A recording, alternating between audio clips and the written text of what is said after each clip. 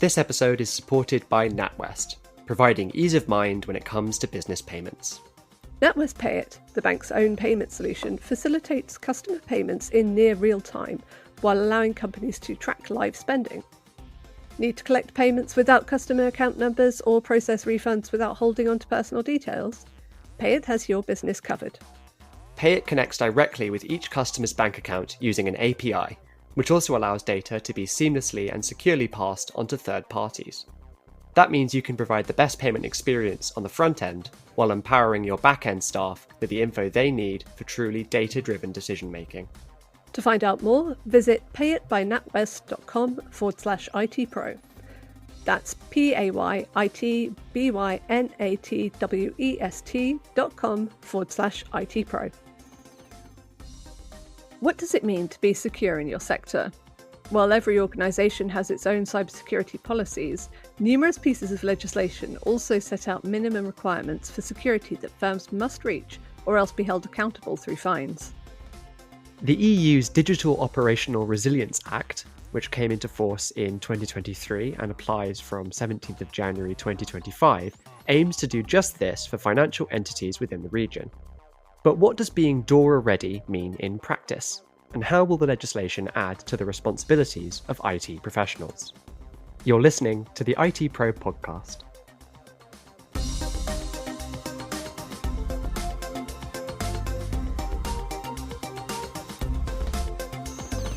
Hi, I'm Jane McCallion. And I'm Rory Buffgate.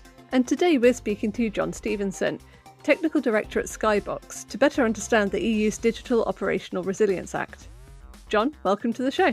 Hello there. Thank you very much indeed, Rory and Jane. It's great to be here. So, for those who don't know, what are the main obligations imposed by, we're not going to say Digital Operational Resilience Act every time, so we're going to call it DORA from now on. What are the main obligations imposed by DORA? Dora the Explorer, I believe, was a famous cartoon, which may or may not have some relevance. We'll see it as we go on with our chat today. Yeah, so DORA is an EU regulation, and it's all about improving cyber resilience, essentially, for the financial services sector. And given the geopolitical context we all live and work in, it's about how that sector can best withstand the kind of severe digital disruption that you might get from targeted attacks, concerted nation-state attacks, that kind of thing. What I think is really interesting is a couple of things. First of all, it applies to, by the way, over 20 different institutions and organisations in the financial services sector, and it's pan-European. Yeah. What I think is interesting, specifically though, is because the financial sector is so globally interconnected. Though it's just an EU regulation, actually it's been examined by financial institutions all over the world, certainly in the UK, for example, because obviously there are subsidiaries of UK financial institutions in Europe and vice versa. So it's quite far-reaching. And the other thing I think that's really interesting about it is it sets down in a very comprehensive set of requirements. There's 64 articles of legislation, by the way. It sets down basically best practice for how best to try and ensure your cyber resilience and maintain it on an ongoing basis. I'm sure that I won't be the only person listening to your answer thinking this, but there's real shades of GDPR here, a European legislation that has global impacts, really laying down the law, if you'll pardon the pun, about what you're supposed to do. Is that a fair assessment? Yeah, it absolutely is. These are legally binding requirements, particularly in, for example, areas such as risk management, incident management, so what to do if things go wrong and how to handle it, and the testing of your ongoing resilience, Now, obviously, this is pan-European legislation, so the extent to which that gets enforced punitively remains to be seen. But nonetheless, it's both best practice and legally binding, and therefore it's something that the organisations operating in this space really have to concern themselves with. To pick up on a particular requirement that you mentioned there around operational resilience, for example, what kind of practical implications does this have on businesses? What should they be doing in order to demonstrate that they are testing their operational resilience? what DORA says with regard to operational resilience is essentially that financial services institutions need to have the capability to perform things like analysis of their exposure to their IT assets and their IT estate, to have the ability to look across the network and see how they could be compromised by someone from a given threat source, be that the public internet or a partner network, for example, or even potentially from an insider, and what they would do to combat it, and to have a handle on the steps they are taking and taking pretty well continuously to sort of mitigate the risk. And risk-based approaches is an absolutely foundational phrase with DORA, to mitigate the risk of them being subject to an attack. And the reason for that this is stressed so much is fairly self-evidently, if a financial services institution is compromised, then potentially there's the possibility of spread across the greater financial services environment across the EU. What that means in practice is that organisations in the financial services sector have to be looking at what methodologies and tools they have available to help them deal with managing their attack surface, modelling and visualising their information technology estate so they can understand their exposures, and having systems in place to kind of manage the vulnerabilities and the threats that they face. Because if they do that, and if they adopt a process of continuously managing their exposure using those kinds of methodologies and tools, then they're going to enhance their resilience. When you say modelling, are you talking about, say, red teaming, when you've got people either internally or externally who come in and pretend to be hackers, or are we talking about something a bit more virtual than that? That's a really good question. So obviously, many organisations, not least in the financial sector, will have red teaming and penetration testing activities and exercises that they do. However, to augment that, being able to model the environment is actually a pretty important thing when it comes to enhancing your cyber resilience. Mm-hmm. I'm going to choose an everyday example here just to give you a sense of what I mean. Pretty well everybody listening to this podcast right now within the last 48 hours will have used some kind of digital modeling capability. If you got in a car or got on a train or got on an aeroplane and wanted to travel between a source and a destination, and some kind of digital modeling of the real world, an app on a phone or on a laptop will have told you how to get from A to B, what the possible routes you could choose are, and also where's to get a good cup of coffee along the way, but more importantly, what are the bad things to avoid? Where are the hold-ups? What evasive action could you take to get around those hold-ups? It's a great example of digital modeling that we all embrace every day. Yeah? One of the keys to enhancing your cyber resilience is being able to take that into the realm of your greater hybrid network. So being able to look at the hybrid network, the attack surface, and say to yourself things like, well, if an attack got in over there via that server in Frankfurt, what would be the route that they could choose to get across this network to my prized customer assets in London or Paris? How would they make their way across the network? What could I do to block their path? What servers along the way are there that are vulnerable they could take advantage of? All these kinds of questions can be played out in a digital model, the equivalent of your navigational app, can be played out in a digital model in a safe and sandboxed fashion without having any direct impact on the real network itself. Yeah. With all that in mind, this forms the wider goal of creating a risk management framework within which maybe your resilience picture sits. That's quite a daunting task. I mean, this is something that came into effect in 2023, and it's something that businesses will have been grappling with for a long time. But for a business looking to go about creating a risk management framework, where do you start? It's a substantial undertaking. You're absolutely right. If you look at the risk management section of DORA, if you look at section 2, you'll see articles that specify that you must be able to identify and classify every business function and the associated IT assets in the organization, including your entire network, your connections to third parties, to legacy systems. That's a big deal to try and get your arms around, even for financial services organizations that have been living with, a tightly regulated world for many years.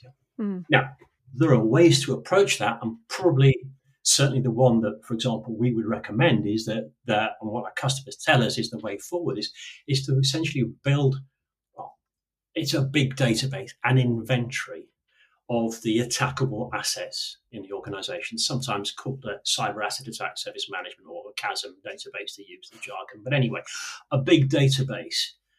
And there are a whole range of things that database really needs to contain if you're going to be able to meet the risk management requirements that are specified in DORA. So that's at a fundamental level, your firewalls and networking devices and all the routes and rules that enable the access across your network, but also all your endpoints, so your servers and laptops, that kind of thing.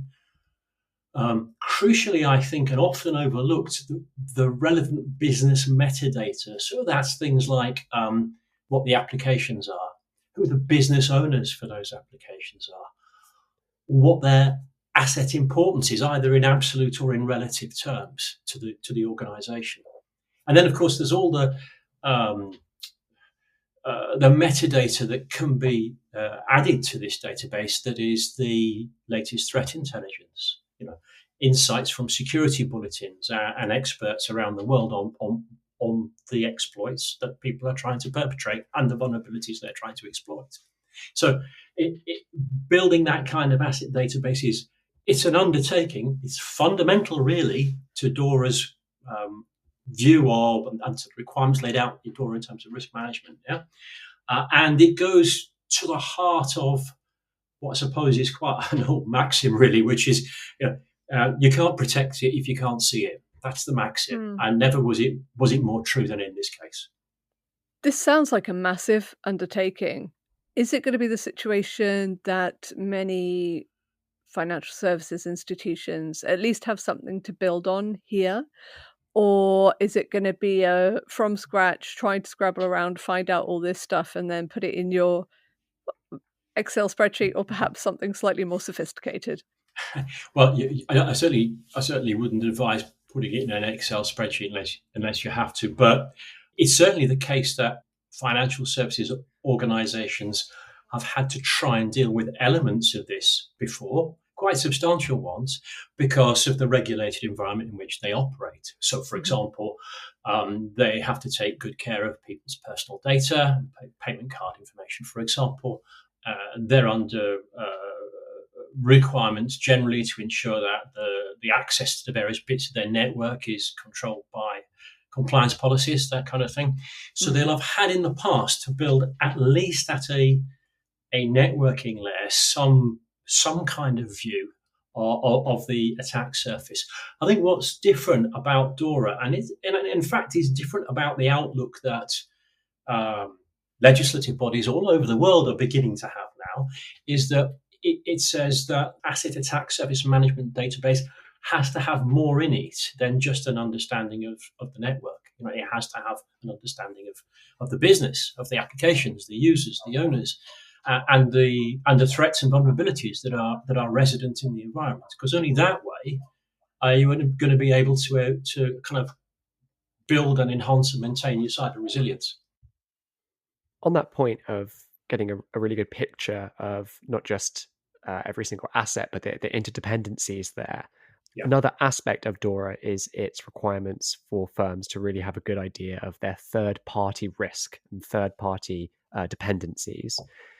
So how strict is the legislation when it comes to ensuring firms actually follow this? And what extra responsibilities does it impose when it comes to third parties? I think the key thing with regard to third parties, it goes back to what I said a moment ago, is understanding the connections and the interfaces into and out of the organization. Yeah? And that's important for two reasons. One, it's important for understanding, put crudely, how bad stuff can get in. And it's also important for understanding potentially how good stuff can get out that you might not want to get out. So on a very basic level, those interactions are to do with the network connections that you have with third parties. And obviously, in a financial services sector, you have the the dimension, if you will, that there are often technology partners, technology providers that the organization is interfacing with. I don't know, payment providers, payment gateways, things like that. Yeah. The worry is, of course, that if there's a compromise somewhere, then it can spread across the domains, if you will. And therefore, what DORA essentially says is you have to know what your connections are to third parties. And you have to know the precise nature of those connections, obviously with a view to being able to isolate them if you need to.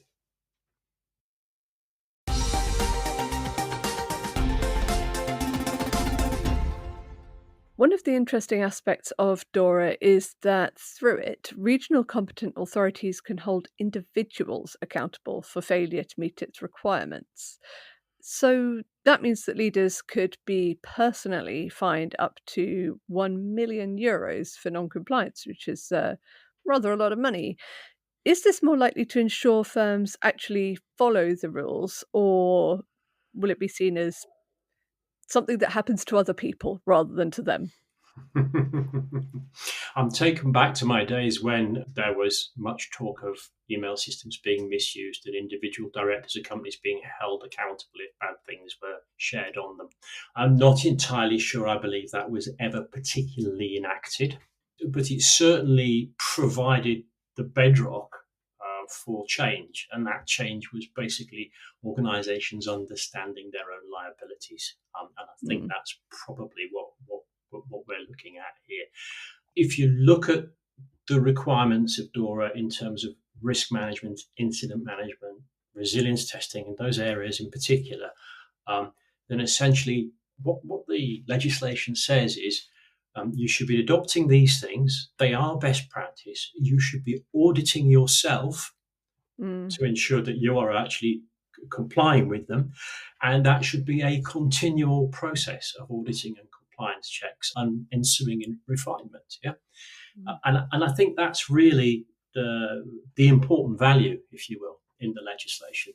Sure, holding a big financial stick over individuals and organizations is fine. And we probably can all think of examples from a not too distant history where a national government has decided to hold a company, basically, hold them to account and stand them up for public, perhaps not for public ridicule, but for public examination for the fact that they didn't do a good job in a particular area. Thinking here of things like GDPR, for example. But in general, I don't really see DORA as being very, very, very rooted in that. I think it's more a case of saying there is best practice here, and you have to be employing it and applying it and refining it all the time. It does remind me a little bit of UK civil legislation or English civil legislation, where you can hold a company jointly and severally liable. So you can sue a company and also its directors at the same time for the same thing. I think there's certainly been precedent in the past to make directors liable for the shortcomings of their approach to things like this, and to make them individually liable. I think that what's happened as a result of that is a couple of things. I think organizations have been quick to push that responsibility back onto their employees and away from the directors. I'm sorry to sound cynical, but I think that there's been quite a bit of that. But I also think it's had the desired effect, which is it's focused the organizational psyche on what needs to be done and what represents best practice. You don't need to look far to see examples of organizations who've done all of this terribly badly. Really, I'm not going to mention names because they're all over the press every other week. But, and I think the purpose of something like DORA is really to hold the financial services sector up and say, this is the best practice you have to adhere to. And it's a step beyond what has been done historically, because what has been done historically has been quite specific requirements on compliance and auditing. So make sure your payment card, the section of your network that handles payment cards is not accessible from various other parts of the network or from the internet. So very precise pieces of legislation and compliance and requirements to audit. This is a much broader scale set of rules and regulations. in acknowledgement of the two things, as I say, the geopolitical circumstances we all live under and the risks that sector therefore faces, but also how interconnected it is. I wonder if there's a piece there for DORA being legislation for the long term, the fact that it doesn't set out specific requirements or specific methodologies that security leaders should follow, but in fact says you should have an idea of the threat that is facing you and should be taking steps to mitigate against that, and legislating the practice of checking what's targeting you rather than legislating specific steps which over time may fall out of step with the sophistication of threat actors. Absolutely right. And it's a really good point, because if you look back in time, not so long ago, notions of risk and exposure would amount to, well, what are all the critical severity vulnerabilities I've got in my organization this month? Right, I need to go away and patch them and fix them. And that would be it. This is a much more systematic approach. This says you need to be continuously managing your exposure. It says you need to take a risk-based approach, and that means you need to look at your organizational risk and how you're going to, what tools and methodologies you're going to use to deal with that, because they're not going to be the same across every bit of every organization. Yeah? And it says it needs to be ongoing, and you need to keep up to date with it, and that's why there are stipulations in there for things like repeated internal audits and learning from those repeated audits and refining your processes and tools. I'll give you a simple example.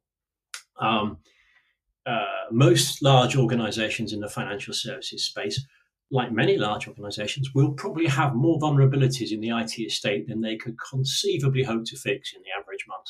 I mean, thousands, potentially tens of thousands, even more. Yeah, and they have a finite amount of resource to deal with that, and there'll be probably an even more finite amount of resource to go and patch what they want to patch. So they're facing a colossal challenge. Now, what DORA is essentially saying is you need to take a risk-based approach to that. Well, what does that mean? Well, it means you need to try and prioritize according to your risk. So don't just go and solely look at all the vulnerabilities that are high severity in your estate, although that's important.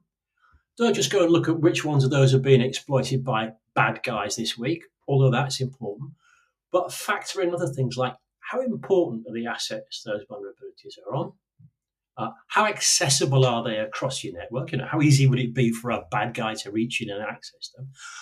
And take that contextual information and some analytic capability and come up with which things are that are important to you and your risk posture and deal with those. Yeah? Because there's no use charging around spending vast amounts of effort trying to fix every critical vulnerability in the organization if half of them are never going to be able to be accessed by a bad guy, when in fact you've got other vulnerabilities not rated as critical but quite easy for a bad guy to exploit that are very easily accessible, and they represent a major risk exposure to you, and you need to be dealing with those first. Yeah? So risk-based approaches is a thread that's woven right the way through DORA legislation and the requirements that are in DORA. Yeah? And it manifests itself in taking approaches like that. Risk-based approaches are not really something that should be unfamiliar to security professionals, I imagine. If somebody can get to your list of how people like their tea because you've left it in an open document, then that's, in theory, high risk, but actually, who cares? Milk, no sugar, thanks. Versus the email addresses of all senior partners. Yeah, absolutely. I think what's key here, though, is that what our customers tell us, for example, is that they need modeling capability, they need analytics, and they need elements of automation to help them deal with this, because it's such a huge challenge. We're talking about potentially the entire attack surface here. We're talking about being able to make risk-based, contextually informed assessments about what you're going to do across vast numbers of assets, vast numbers of vulnerabilities. And what people tell us is that they need help to do that. So throughout the episode, we've been talking about an act that is actually very, very close to applying to organisations. Came into force in 2023, and as a reminder to audience, it's the 17th of January 2025 that it will apply to companies. It's very close, yeah, absolutely. So with all that said, how far along should leaders actually expect to be at this stage? Is there any hope for those who still haven't got their acts together? Well, again, I'm kind of reminded of the GDPR scenario in a way, which is, I think there's an understanding on the part of legislators and regulators that it takes organizations time to do what's necessary.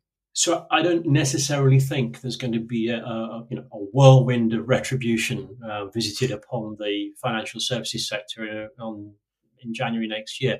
What I do think is there will be a gradual ramping up, and it will start with the requirement to be able to demonstrate that you are taking the right approach, that you are implementing the right steps. And there'll be a period of grace, I'd imagine. You could argue there's been one already, but I think there'll be one post kind of, if you like, official launch. How long that period of grace is remains to be seen. But afterward, I would expect there to be quite possibly individual organisations that are held to account, financially held to account, to demonstrate to the rest of the financial services sector across Europe and beyond, for that matter, to demonstrate to them what can happen if they don't take this seriously and adopt the right kinds of methodologies and processes and tools, and show that they're trying to do it on an ongoing basis. And I think that's the key thing. It's not going to be good enough to say, we had a great big audit of all our assets and everything, and we've got an audit report, here it is, we did it 11 months ago, and aren't we clever? It's going to be much more a case of, what's your policy and procedure for revisiting this? How often do you do it? What are you using by way of tools and technologies to help you understand the latest threats? Are you aggregating your threat intelligence so you've got some kind of combined single source of insight to help you understand what it is you need to do next in terms of mitigating risk? Those are the sorts of things that I think the regulatory authorities will expect and hope to see and be happy to support and come down on if ultimately they're not being followed. Well, unfortunately, that's all we have time for today. But John, thank you so much for joining us. It's been an absolute pleasure. Thank you. As always, you can find links to all of the topics we've spoken about today in the show notes and even more on our website at itpro.com. You can also follow us on LinkedIn, as well as subscribe to our daily newsletter. Don't forget to subscribe to the IT Pro podcast wherever you find podcasts. And if you're enjoying the show, let us know by leaving a rating or a review. We'll be back next week with more from the world of IT. But until then, goodbye. Goodbye.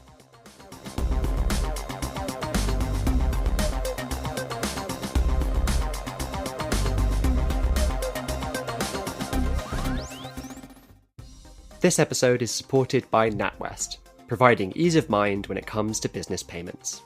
NatWest Pay It, the bank's own payment solution, facilitates customer payments in near real time while allowing companies to track live spending. Need to collect payments without customer account numbers or process refunds without holding on to personal details? Pay It has your business covered.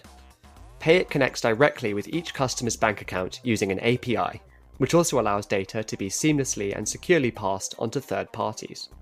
That means you can provide the best payment experience on the front end while empowering your back-end staff with the info they need for truly data-driven decision-making.